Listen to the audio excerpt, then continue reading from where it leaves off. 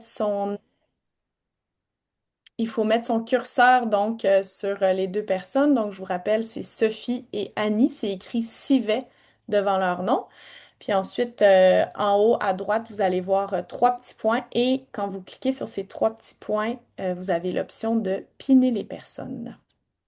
Cela étant dit, je vous présente donc cette conférence qui s'inscrit dans le cadre des événements organisés par l'Institut ECHO. L'Institut ECHO, c'est un institut de formation qui a été créé en novembre dernier pour faire évoluer les pratiques en violence conjugale. Donc, grâce à l'expertise qui est développée par le regroupement et ses maisons, l'Institut offre des événements comme celui d'aujourd'hui, mais aussi des formations pour les professionnels de différents milieux qui sont pratiques et ancrées dans la réalité du terrain. La conférence d'aujourd'hui s'inscrit aussi En fait, elle se déroule durant la Semaine québécoise des personnes handicapées, qui se déroule chaque année du 1er au 7 juin et qui est un événement pour souligner l'importance d'agir pour améliorer la participation sociale des personnes en situation de handicap, une population qui, je vous le rappelle, correspond à 21% des personnes de plus de 15 ans au Québec.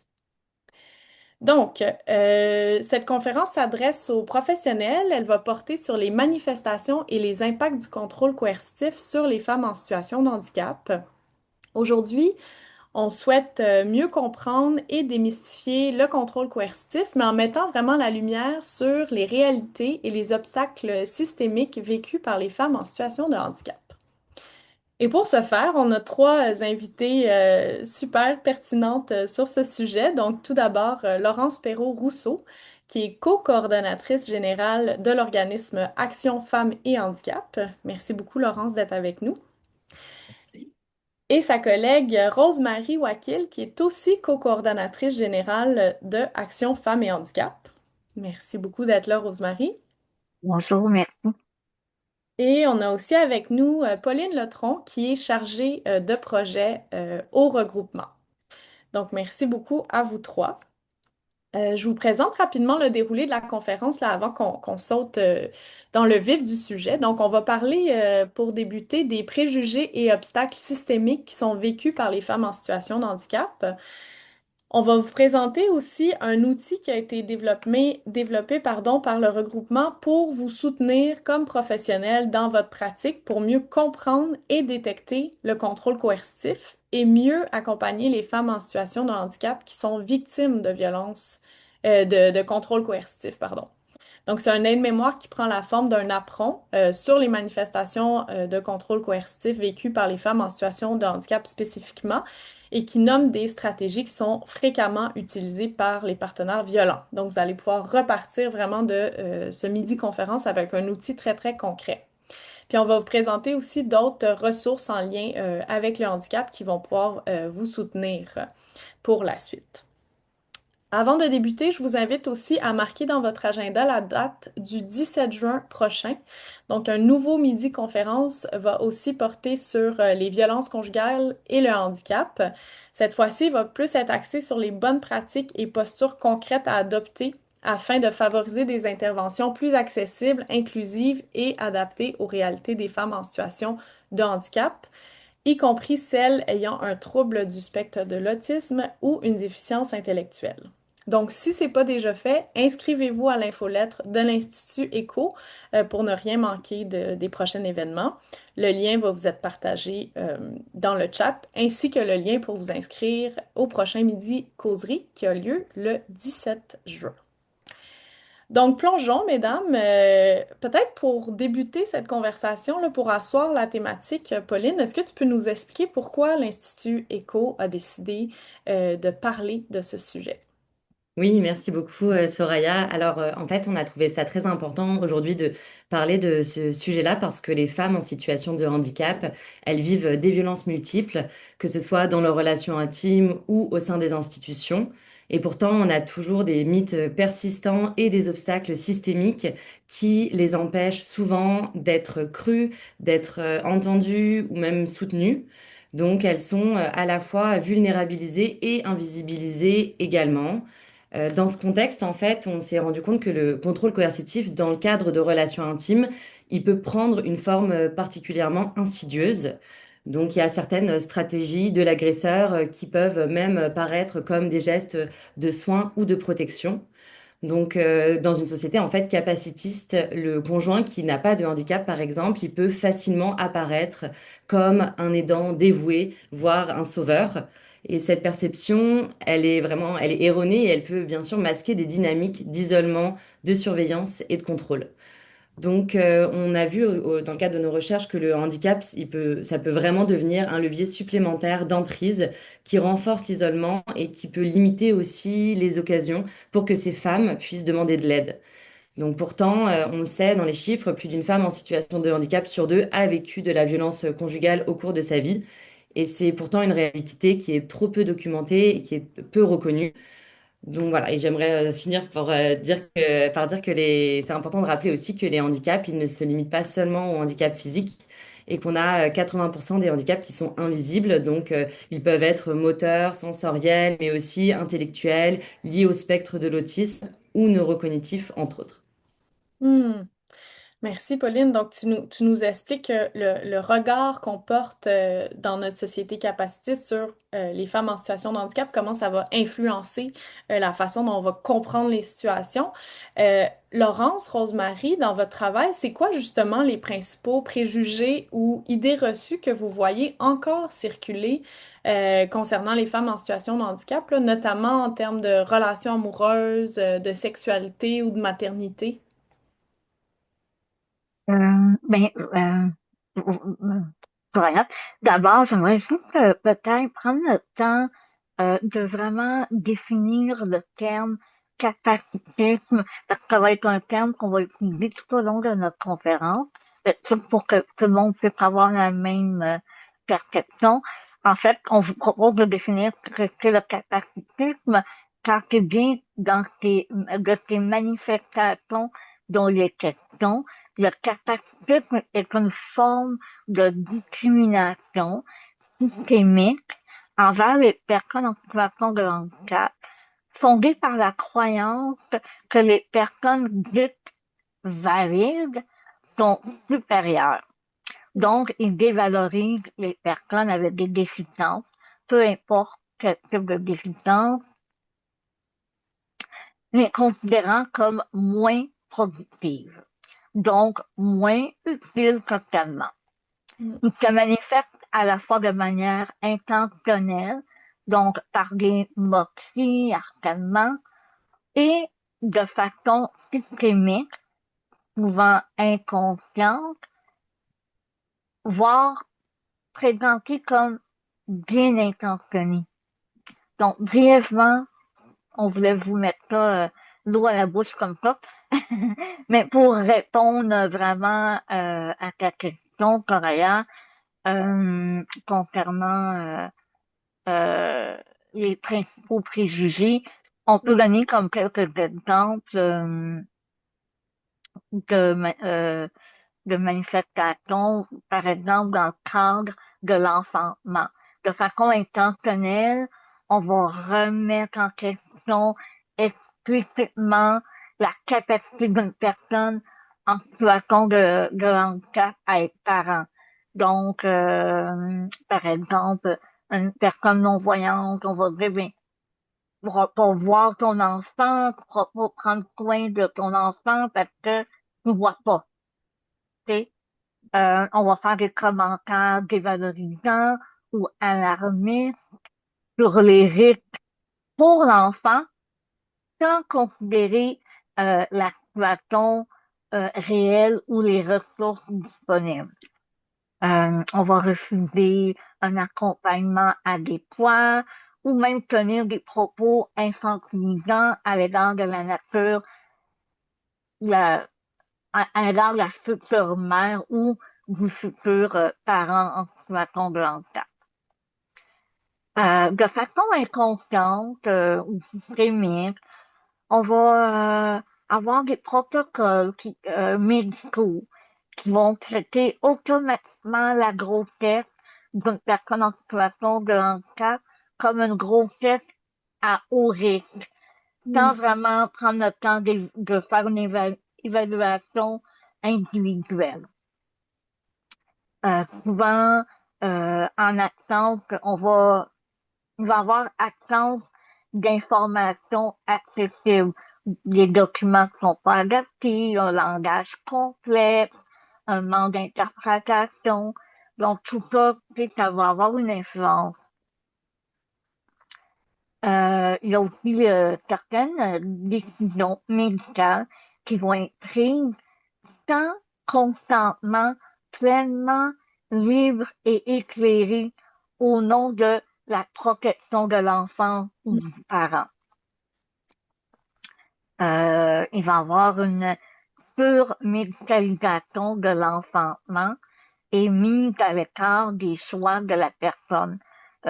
Type d'accouchement, l'accouchement, le lieu, donc la, la mère veut avoir un accouchement naturel, donc on va vraiment utiliser vraiment c'est la surmédicalisation là, Mm. pour éviter, tu sais, sans prendre en considération vraiment le choix du parent. Et l'inaccessibilité physique et organisationnelle des lieux de suivi prénatal, donc les cours prénataux, sont seulement accessibles. euh, Même le lieu d'accouchement ou le soutien postnatal. Donc, ça devient aussi une situation qui nous est souvent, a souvent été dit de la part de Mm. des parents. Euh, je crois que Laurence, t'avais-tu Oui, quelques trucs aussi? oui, je pourrais rajouter, mais plus par rapport à la relation, les relations interpersonnelles, particulièrement les relations de couple. Une femme en situation de handicap sera infantilisée toute sa vie, donc ne sera jamais considérée comme capable de prendre des décisions pour elle-même. Pas suffisamment capable pour être en couple, par exemple, dans une relation saine. Mm. Puis égalitaire, comme si on voit que le conjoint ou la conjointe doit s'occuper de l'autre personne et que l'autre personne ne peut pas s'occuper du conjoint ou de la conjointe qui n'est pas en situation de handicap, par exemple, s'il est malade. Euh, et en plus, un préjugé capacitiste qui est vraiment très véhiculé, c'est de manière inconsciente, je pense. Mais c'est là, là.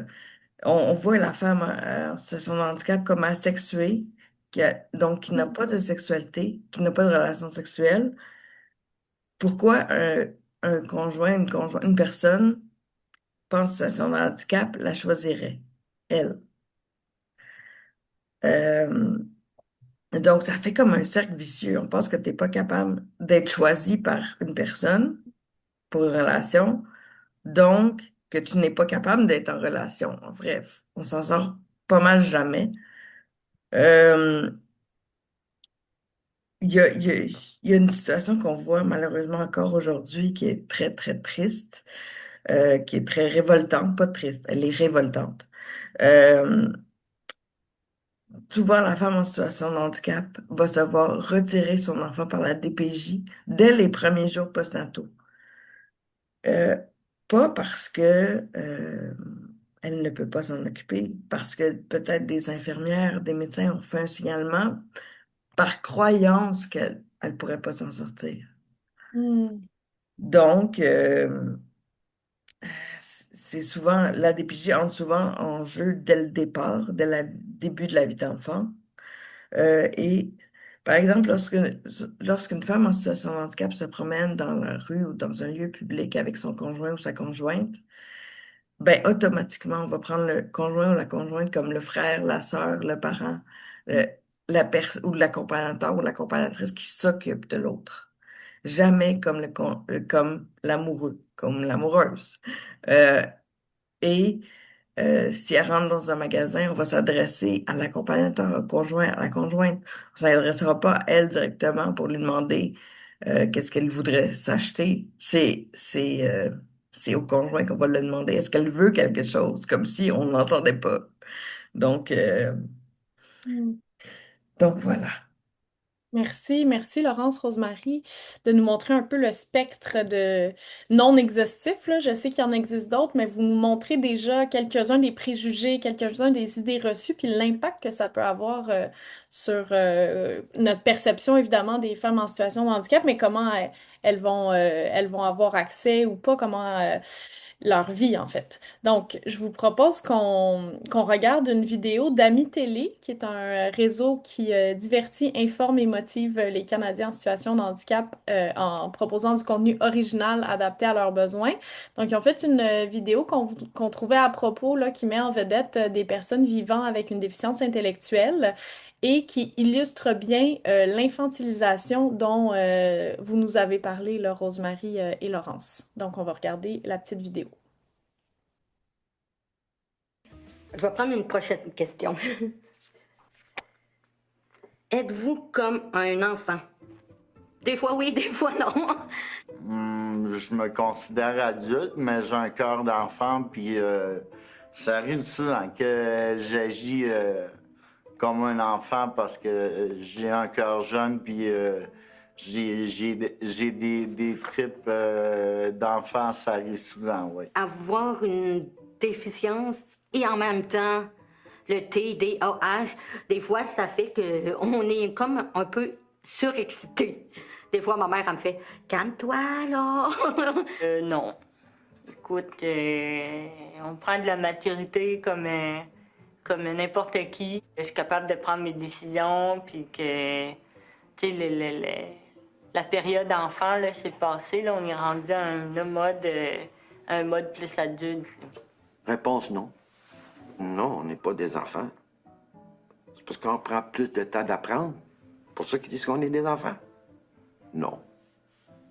Non, non, non, non, non, non, non, non. C'est sûr que chez nous, des fois, le monde me parle qu'on est comme un enfant de 5 ans, puis là, je leur dis correctement, tu sais. J'aimerais ça que le monde me parle comme un homme, tu sais. Je suis rendu à 18 ans, mais je prends ça correctement, puis je le prends comme je le prends, puis je suis positif là-dedans. En fait, qu'est-ce qui arrive souvent, c'est que les gens, ils, ils vont souvent nous infantiliser, puis justement, il faut vraiment briser ce tabou-là. Je travaille, puis on me traite vraiment comme un adulte, puis ça me fait sentir, ben, ça me fait sentir normal, justement, là. Je me considère comme une personne adulte et vivant avec une déficience intellectuelle. Puis aussi, je dirais, les étiquettes, là, ils vont sur les peaux, ils vont pas sur les personnes. Merci. Donc, des témoignages intéressants puis forts qui viennent s'ajouter déjà à ce que vous nous partagiez, là, Rosemary et Laurence. Donc, on sait que ces préjugés-là capacitistes, à la fois l'infantilisation, mais aussi les angles morts des systèmes, que ce soit le système de santé, justice, services sociaux, ça contribue à invisibiliser les violences finalement et à freiner la prise de parole ou les démarches des femmes en situation de handicap qui vivent du contrôle coercitif. Donc, est-ce que vous pouvez, ben, on va commencer par Pauline, est-ce que tu peux nous expliquer comment en fait ça se passe? Oui, merci Soraya. Bah, effectivement, on se rend compte que ces préjugés, ça a vraiment des conséquences très importantes sur la détection et la dénonciation des violences. Donc d'abord, ça peut faire en sorte que les violences, elles ne sont pas envisagées. Donc si l'on suppose que les femmes en situation de handicap n'ont pas de vie amoureuse ou ne vivent pas en couple, comme l'a mentionné Laurence, ça peut être aussi plus difficile d'imaginer qu'elles puissent être victimes de violences conjugales. Donc on voit que les professionnels, ils peuvent ne pas repérer en fait aussi ces situations de violence à cause de certains stéréotypes qui sont persistants. Ces préjugés, ça peut aussi empêcher les femmes en fait de parler des violences. Par exemple, certaines peuvent craindre que si elles signalent les violences ou qu'elles quittent leur conjoint, leurs enfants soient confiés soit aux parents violents qui n'a pas de handicap ou qu'ils soient placés dans une famille d'accueil ou en centre jeunesse. Et ces peurs, ça constitue vraiment un frein important à la dénonciation des violences et ça contribue aussi à l'invisibilisation des violences qui sont vécues par ces femmes. Hmm. Laurence, je pense que tu voulais nous amener des exemples là, très, très concrets, hein? Oui, oui. Je voulais vous parler, par exemple, quand une femme en situation de handicap subit un viol, bon, faut allez me dire, elle ne subira pas de viol parce qu'elle n'aura pas de sexualité, mais dans la réalité, c'est pas comme ça que ça se passe. Si elle subit un viol, elle doit se rendre à l'hôpital pour faire un trousse médico-légal. Mais le soignant ou la soignante qui va être là pour l'accueillir doit se poser des questions. Est-ce que l'endroit est accessible? Euh, les hôpitaux, habituellement, ont un bon taux d'accessibilité, mais il y a encore des problématiques, genre les corridors qui finissent plus. Euh, les appareils techniques le sont aussi pour faire les tests pour la trousse médico-légale, l'accueil, les besoins psychosociaux, et avoir les bonnes professionnels pour en tout temps pouvoir accueillir ces femmes-là qui ont subi un viol. Est-ce qu'elle va avoir le droit aux mêmes procédures et à la même déférence qu'une femme sans handicap? La question peut se poser. Euh, Tu sais, on le disait plus tôt, une femme en situation de handicap, on voit pas comme ça comme une femme qui peut avoir une relation de couple. Donc, étant donné qu'on a ce préjugé-là, est-ce qu'on va lui parler éventuellement de violence conjugale dans son cours d'initiation à la sexualité, par exemple? Est-ce qu'un jour, elle va en entendre parler? Donc, va-t-elle elle-même être en mesure de dire c'est ça que je subis? Euh, une femme sans handicap qui porte plainte a de la difficulté à se faire entendre et qu'on la croit. Alors, une femme en situation de handicap qui subit les préjugés capacitistes va encore moins penser qu'on va la croire et va peut-être encore moins porter plainte. Aussi, il faut penser aux personnes qui ont, par exemple, un, un- un trouble. Euh, ah mon Dieu, quand je veux les nommer, ça vient jamais. Une difficulté d'apprentissage, par exemple, la lourdeur et le labyrinthe administratif qu'on doit traverser pour porter plainte décourage les femmes en situation de handicap qui ont des handicaps neurodéveloppementaux, cognitifs, puis même n'importe quelle femme, je vous dirais, là, à s'embarquer dans ce processus. Donc, il y a ça aussi à peut-être revoir. Donc, voilà. Merci, merci Laurence. J'ai oublié de vous dire, participantes et participants, s'il y a des questions qui vous viennent en tête là, au fur et à mesure de notre discussion, envoyez-les dans le chat ou on pourra aussi prendre des questions verbales à la fin de notre discussion. Donc, n'hésitez pas là, à nous les partager si ça vient dans votre tête. Donc, Rosemary, Laurence, vous en avez déjà nommé là, des obstacles pour les femmes en situation de handicap qui veulent demander de l'aide face à la violence, mais est-ce que vous pouvez nous en partager d'autres tu le disais, Laurence, là, ça peut être compliqué pour n'importe quelle femme, mais il y a des obstacles supplémentaires pour les femmes en situation de handicap. Est-ce que, Rosemary, tu peux nous en mettre en lumière, s'il te plaît? Oh, on t'entend pas, Rosemary.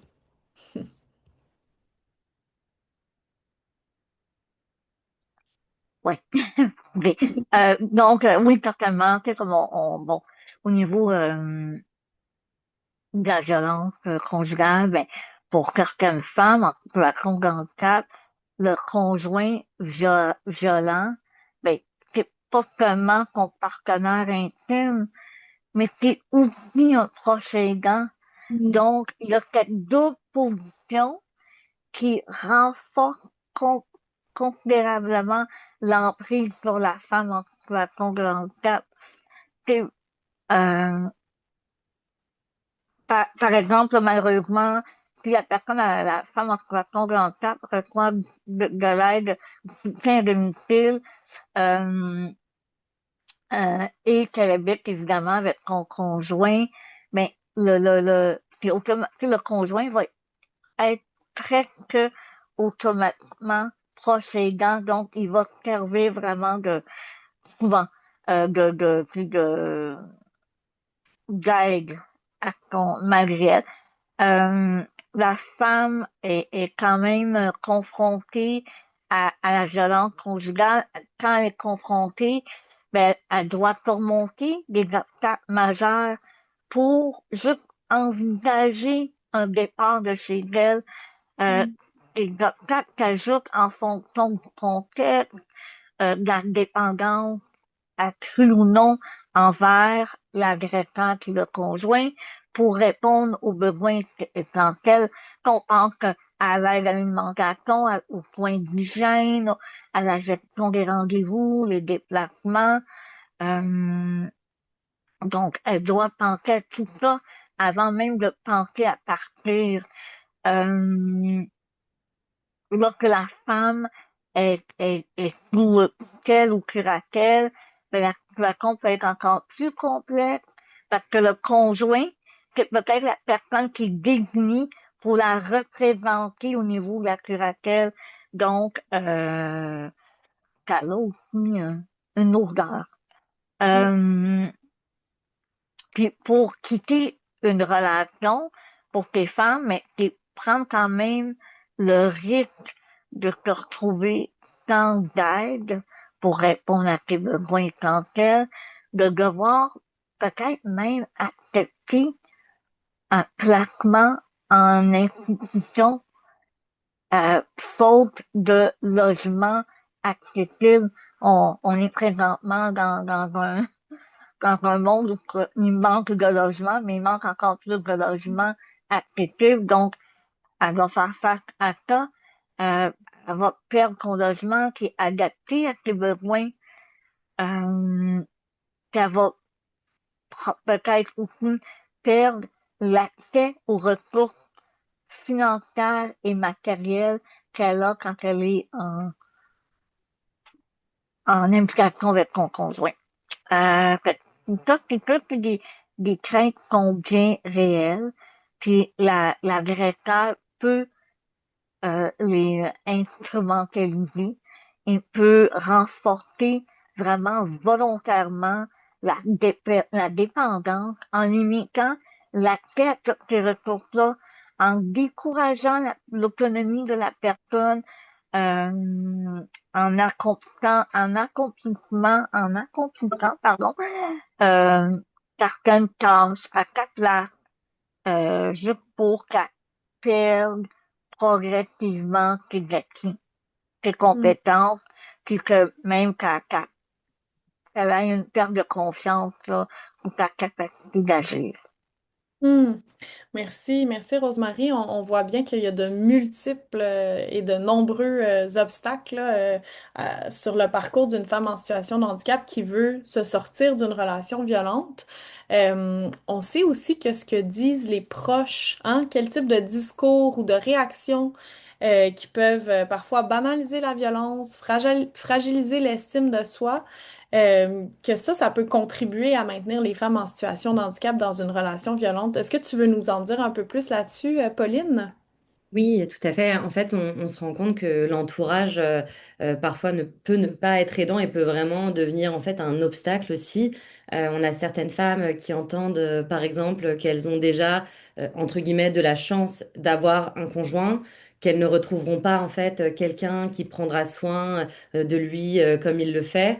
Et cette normalisation-là, ça peut aussi les isoler davantage et contribuer aussi à un sentiment en fait d'être inadéquate, donc, ce qui peut bien sûr avoir de graves conséquences, et notamment une grande dévalorisation de soi, et une destruction de l'estime de soi-même, etc. On a vu aussi des situations où une femme, par exemple, se rendait en maison d'aide et d'hébergement, et elle s'était tournée justement vers ses proches pour qu'ils puissent s'occuper d'elle, et il leur avait répondu, bah, ça te prend vraiment quelqu'un pour s'occuper de toi, tu devrais rester avec lui. Donc c'est sûr que c'est des types de discours qui en fait peuvent malheureusement la ramener aussi vers son agresseur. Dans certains cas aussi, on sait que si le conjoint il présente lui aussi un handicap et par exemple une déficience intellectuelle, on sait que le milieu peut faire aussi peut faire preuve en fait d'une plus grande tolérance face à des comportements qui sont pourtant violents. Et on pense aussi à des comportements qui peuvent être violents au niveau sexuel. Donc bien sûr, ça requiert une intervention qui est adaptée auprès de l'auteur, mais ça reste des comportements qui sont inacceptables. Hmm.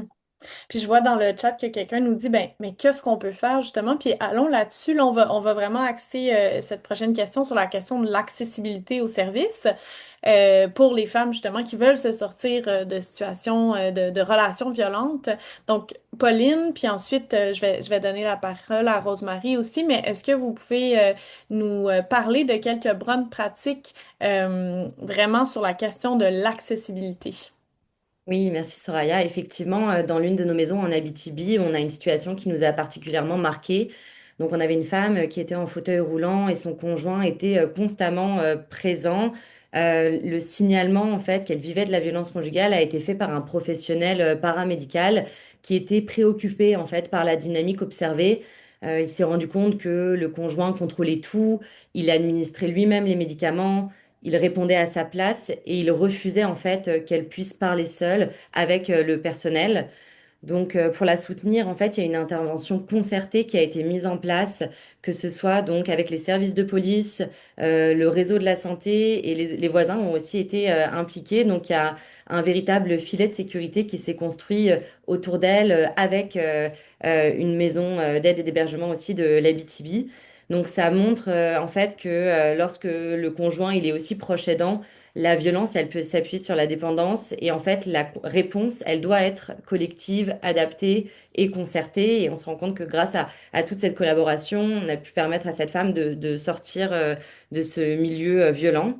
On a aussi d'autres bonnes pratiques en fait qui sont intéressantes du milieu, notamment à Laval. Donc il y a un protocole qui a été élaboré en collaboration avec nos trois maisons d'aide et d'hébergement de Laval et le 6 de Laval pour mieux soutenir les femmes en situation de handicap qui sont hébergées dans les maisons de Laval. Donc il y a deux dispositifs en fait à ce protocole. Le premier, il permet notamment de déployer en urgence tout membre du personnel qui est nécessaire, donc ergothérapeute, infirmière ou préposé, pour accompagner la femme tout au long de son séjour quand elle est en maison d'aide et d'hébergement, et puis répondre aussi rapidement à ses besoins spécifiques. Un deuxième volet intéressant du protocole, c'est notamment le fait que en fait, c'est pour le personnel du SIS, quand il suspecte une situation de violence conjugale, il peut en fait aider la femme à sortir de son milieu, bien sûr, avec son consentement. Donc, par exemple, il peut l'inviter à se rendre au SIS en prétextant qu'il faut ajuster son fauteuil roulant ou autre, mais en fait, c'est pour lui permettre d'avoir une porte de sortie et de se rendre dans l'une de nos maisons à Laval. Donc, si jamais il y a des personnes ici qui sont des personnes du réseau de la santé, des services sociaux, des CIS et des SUS, je vous lance un appel justement pour tisser, pour réfléchir en tout cas à des partenariats qui pourraient être mis en place dans vos régions, parce on sait en fait qu'une collaboration étroite entre le réseau et les maisons d'aide et d'hébergement, ça peut faire une réelle différence pour la sécurité et l'accompagnement des femmes en situation de handicap qui sont victimes de violences conjugales. On peut aussi penser à d'autres choses. Encore à Laval, il y a un protocole spécifique avec le transport adapté, en fait, qui permet d'avoir un transport d'urgence lorsqu'une femme en situation de handicap, victime de violences conjugales, veut se rendre en maison. Et donc, elle peut avoir un transport dans les 2 heures plutôt que le processus habituel qui est de réserver la veille un transport adapté. Donc voilà, on peut imaginer différentes choses pour permettre à ces femmes d'accéder aux services. Hmm. Puis, je pense que tu l'as dit, Pauline, mais je le rappelle, donc le protocole n'est pas disponible publiquement hein, pour le moment. Non, pas pour l'instant, mais je sais pas, au niveau de la diffusion, peut-être qu'il y a quelque chose qui va être fait parce qu'il va être finalisé à la mi-juin, il est quasi final, mais si il y a une diffusion, on pourra voir ça avec nos maisons de Laval, s'il y a quelque chose qui est prévu par rapport à ça. Merci. Laurence, toi, qu'est-ce que tu voulais mettre de l'avant comme bonne pratique quand on parle de la question de l'accessibilité? Oh, on t'entend pas, Laurence, par contre. C'est très important tout ce que Pauline vient de dire pour se rendre à la ressource, pour que la femme ait une bonne expérience dans cette ressource. Tout ça, c'est extrêmement important. Mais une fois que la femme est dans la ressource, faut pas oublier ce qui va permettre à la femme en situation de handicap de se rendre à un rendez-vous médical, par exemple. Sa vie s'arrête pas le jour où elle entre dans la ressource. Il faut s'assurer que les intervenantes ont les informations suivantes, comme le lieu où elle doit se rendre, la durée du rendez-vous, est-ce que c'est une utilisatrice du transport adapté ou pas? Quelles sont les raisons du rendez-vous?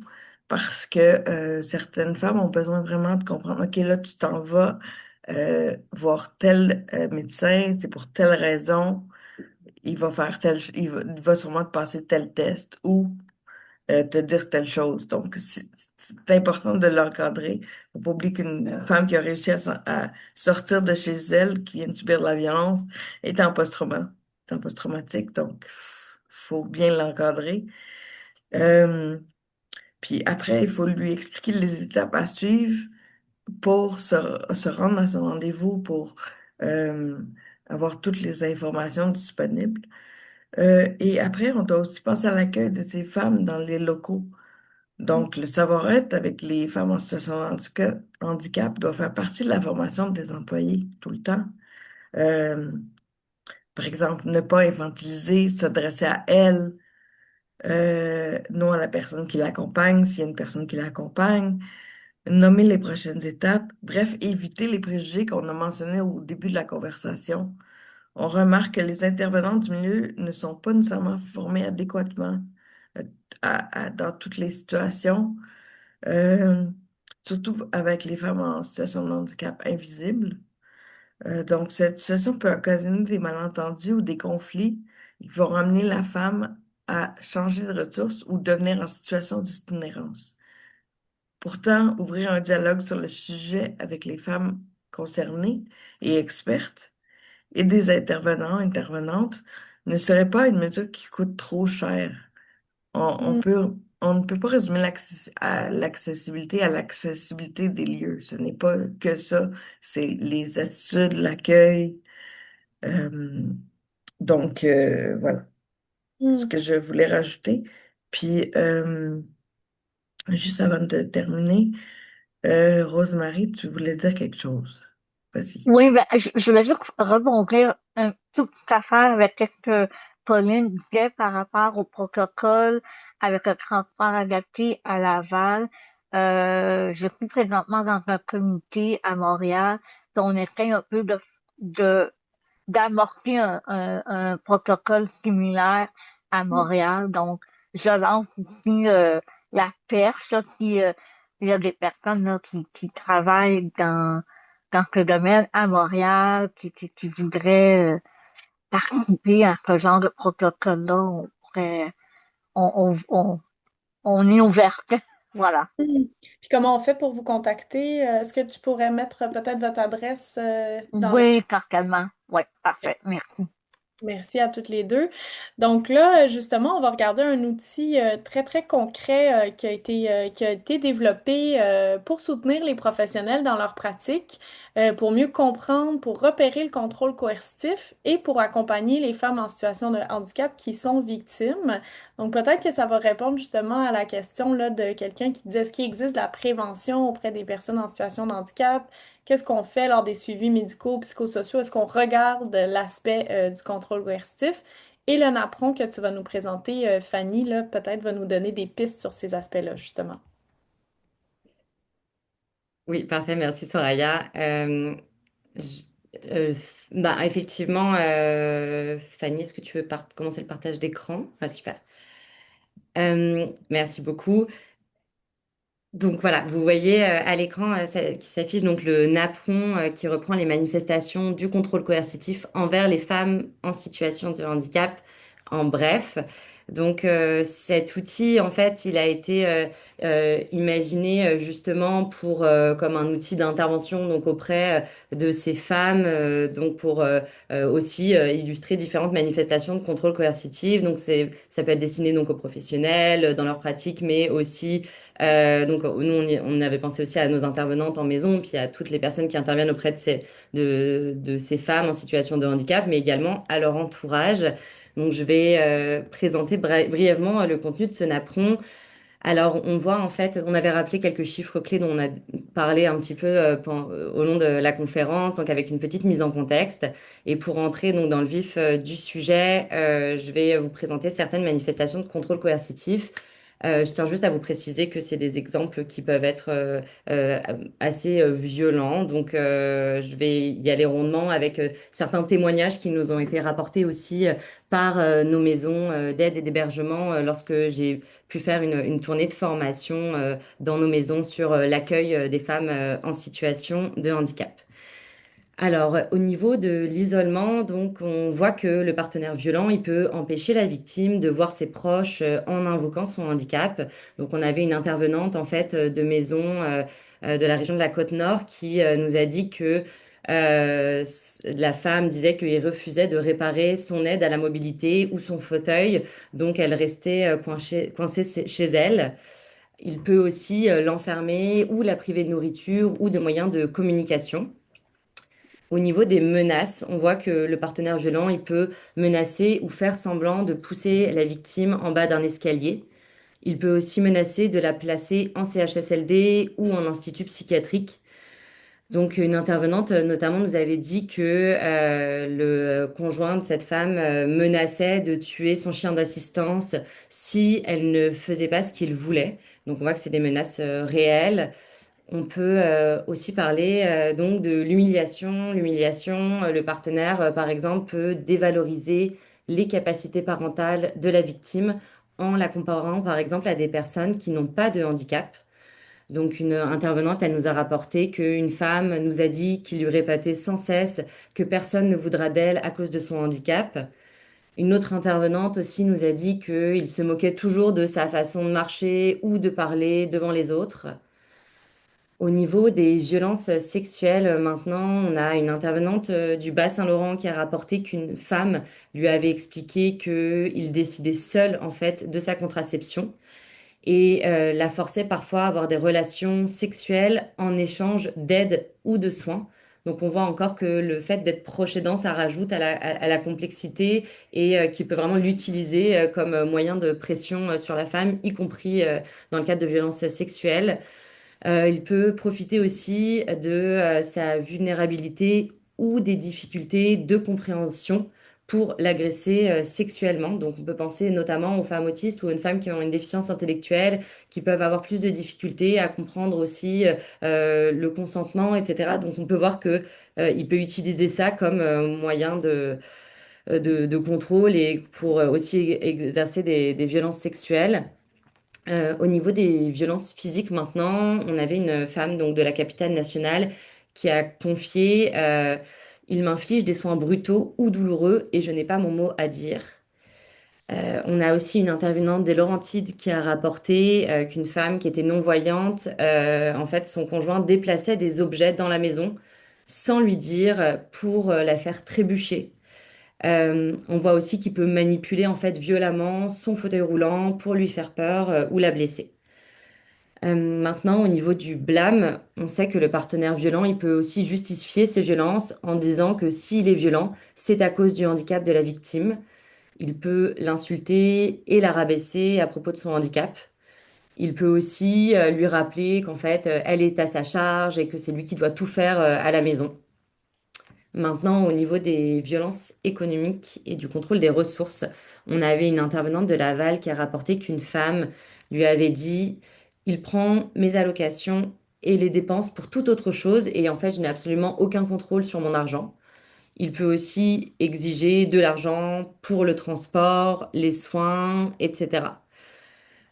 Maintenant, au niveau de la surveillance et l'interrogatoire, donc on sait aussi que le conjoint peut être vraiment omniprésent. Donc on avait une maison de Montréal qui a rapporté que la femme, elle était toujours suivie par son conjoint partout, lors de ses rendez-vous médicaux, etc. Et donc elle disait qu'il était toujours là, elle ne pouvait jamais parler seule avec son médecin. Donc j'en profite pour rappeler aussi que c'est essentiel de prendre un moment seul avec la patiente, même si elle est en situation de handicap, pour permettre en fait une fenêtre 2 à 2 et lui offrir la possibilité de dévoiler les violences en fait qu'elle subit. Maintenant, au niveau du refus d'accès aux soins et aux ressources spécialisées, donc on voit que le partenaire violent, il peut refuser d'aider la victime pour les soins de base ou ne respecte pas la prise des médicaments.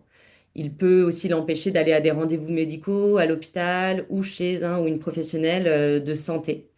Donc il y a différents aspects aussi au niveau du refus d'accès aux soins et aux ressources spécialisées.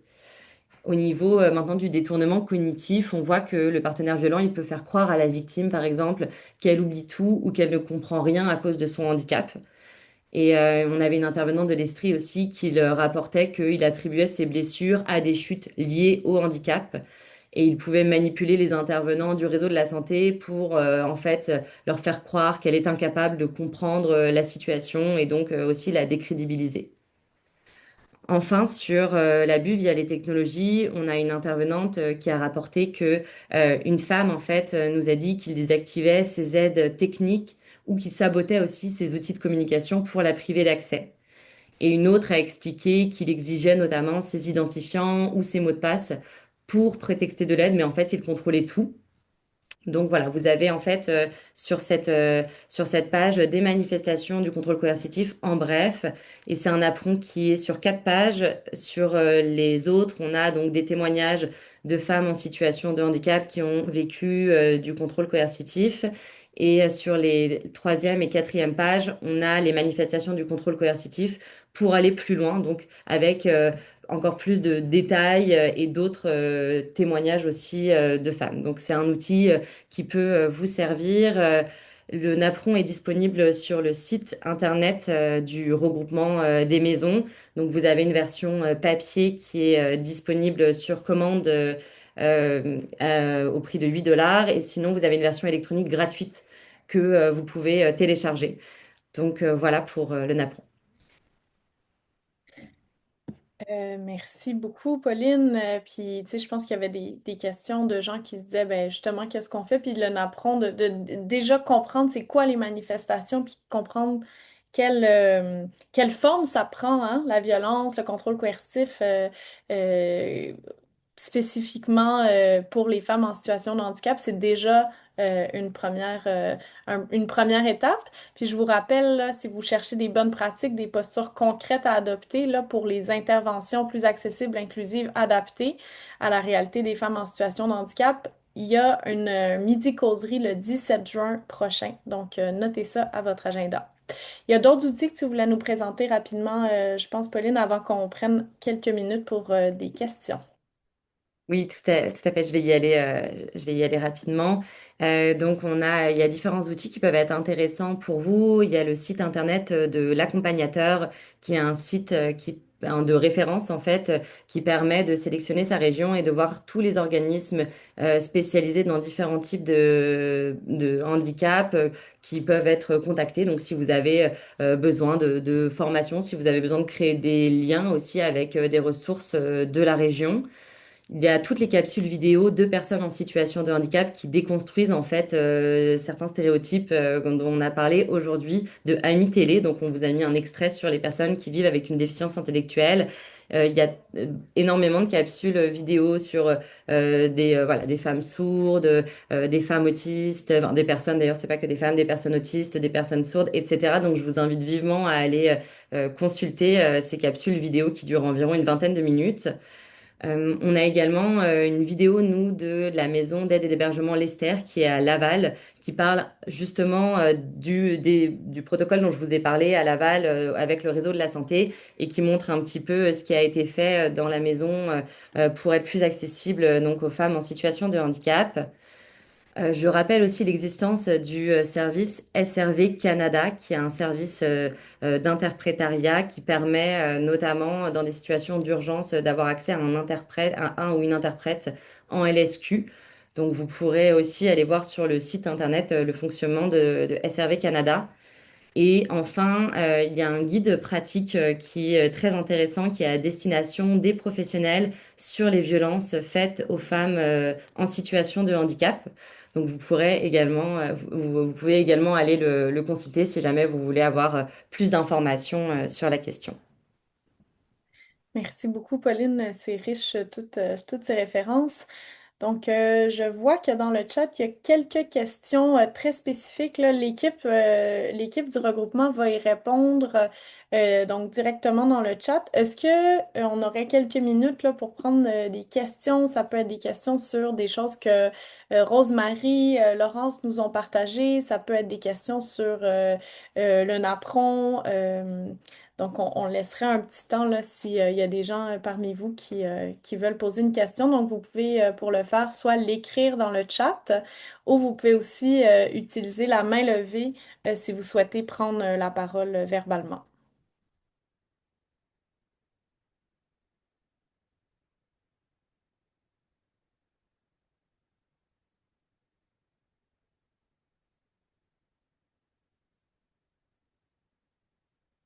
Je regarde s'il y a des choses qui viennent.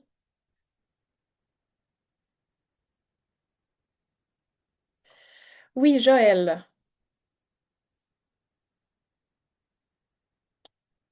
Oui, je voulais dire, ben, c'était vraiment une excellente conférence.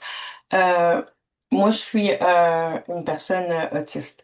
Alors, tout simplement, pas TSA, là, vraiment autiste. Euh, Ce que je voulais dire, c'est que tout ce qui a été dit, c'est tellement exact. Puis je réalise à quel point il y a la différence entre lorsque ça peut être vu, puis comme non vu. Mais ce que je voulais dire au niveau du non vu, euh, la réalité des PJ est existentielle tout autant. Euh, ouais, existentielle. Et étant donné que je suis une personne mélanoderme, ben j'ai la peau brune. Je voulais dire que l'intersectionnalité est très puissante. Elle est, elle est puissante et tantôt j'écoutais, je dirais les collègues, mais je dirais les autres femmes discuter, nous dispenser de l'information. Je dirais que c'est euh, un des points les plus complexes de faire face à des services qui disent qu'ils sont là pour la population. Et le, le capacitisme, la maternalisation, les billets, que ce soit une forme de féminisme, de racisme, et puis tout, déjà là, si tu as tout ça, tu arrives pour discuter, puis on te rentre dedans, on te rembarre. Arriver chez toi, c'est comme si tu fais juste prendre le reste de la violence que tu viens de subir en intervention. C'est comme si la personne vers qui tu as été, tu pensais qu'elle aurait pu peut-être te comprendre ou te sauver, lire entre les lignes. Puis en fin de compte, t'as ben, de toute façon, il faut que tu rentres chez toi, ben, tu prends le reste chez toi, tout simplement. Alors, quand tu es rendu que ça devient presque une linéaire,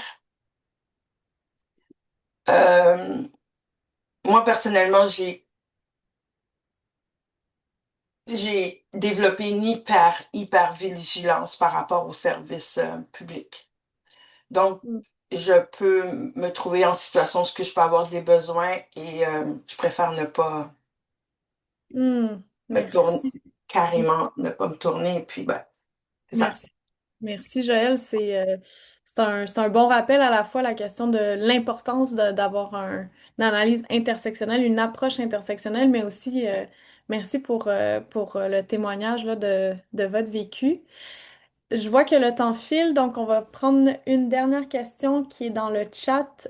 Quelqu'un qui demande, est-ce que sur le terrain, vous commencez à avoir un meilleur soutien, reconnaissance pour les femmes en situation de handicap victimes de violences conjugales? On pourrait continuer à parler longtemps, il nous reste quelques minutes, donc peut-être une réponse assez concise. Je ne sais pas laquelle de vous trois veut se lancer. Pauline? Rosemary, Laurence, vous voulez que j'y réponde ou vous voulez y répondre? Je pense que Vas-y et on pourra compléter au besoin. Ok, oui. bah très très rapidement, nous de notre côté, en fait, on sait que nos maisons, elles ont vraiment à cœur de soutenir et d'accompagner toutes les femmes. Moi, j'avais offert une formation en 2024 avec une autre personne, qui avait une autre formatrice qui avait une déficience visuelle. On a fait une formation sur l'accueil, les besoins des femmes en situation de handicap, etc. Et on offre aussi des formations complémentaires. Donc, dans certaines situations, on sait qu'il y a certaines de nos maisons qui développent vraiment des bonnes pratiques au niveau du soutien et de l'accompagnement de ces femmes. Et c'est sûr que ça reste un sujet qui nous tient bien sûr à cœur et qu'on continue nos efforts là-dessus. Je vais laisser Laurence et Rosemary compléter. Oui, si vous voulez très très rapidement rajouter un petit mot, Rosemary, Laurence?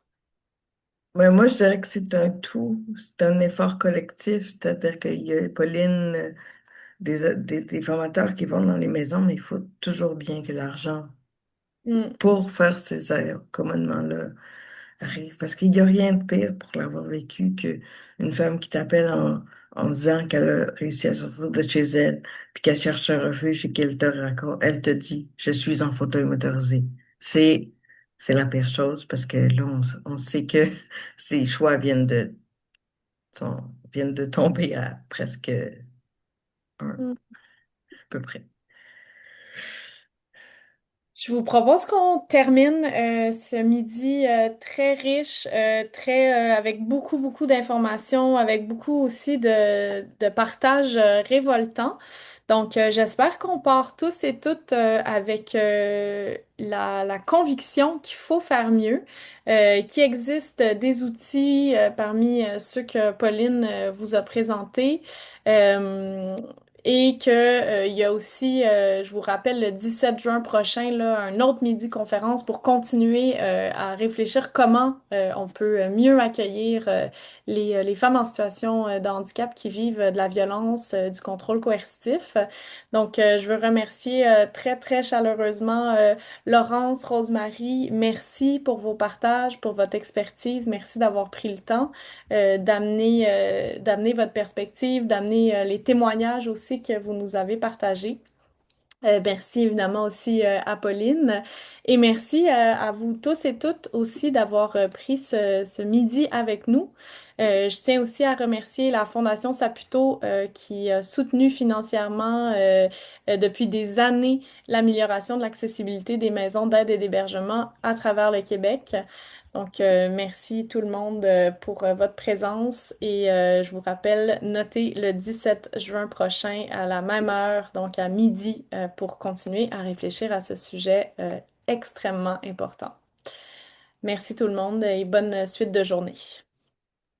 Merci à tous. Merci.